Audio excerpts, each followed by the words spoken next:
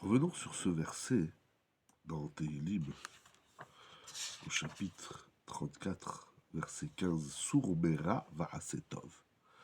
Éloigne-toi du mal et fais le bien. Bakesh shalom verodfeu.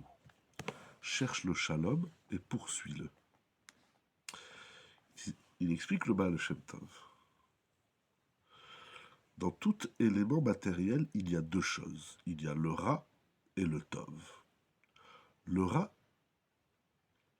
c'est la matière. Qu'est-ce que ça veut dire que le Ra, c'est la matière?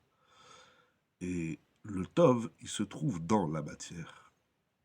Le Ra et le Tov sont mélangés. Dans la matière, dans le Gashmi, il y a du Ra et du Tov. Le Ra, c'est de faire du plaisir de la matière un objectif.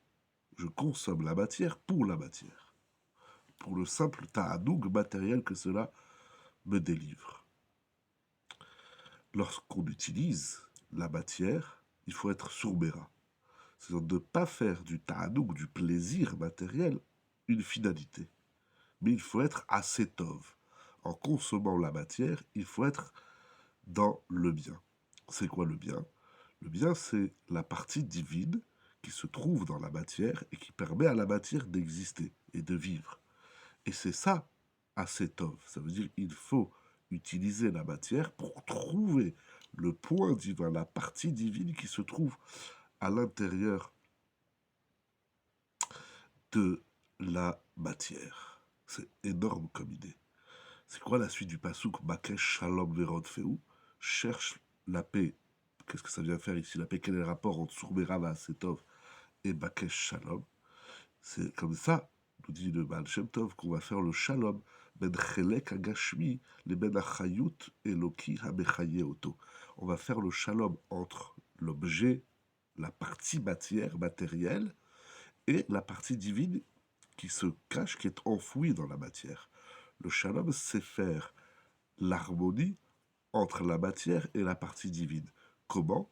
Eh bien, c'est lorsqu'on ne consomme pas la matière pour sa seule finalité, mais qu'à l'intérieur de la matière, on puisse trouver, à travers la consommation de la matière, on puisse trouver la partie divine, le chelek eloki hamechayoto, la partie divine qui lui donne sa vitalité. Le shalom entre la matière et le Rouhani, entre le Gashmi et le Rouhani, c'est ça le Shalom. C'est énorme comme idée, cette double idée, l'idée du Rouhani qui se trouve dans le Gashmi, et ne pas faire du Gashmi une finalité, mais le moyen qui va nous permettre de rebondir et de trouver la partie divine. Et c'est ça le Shalom. Certes, il y a le Shalom entre les hommes, le Shalom dans les couples, etc.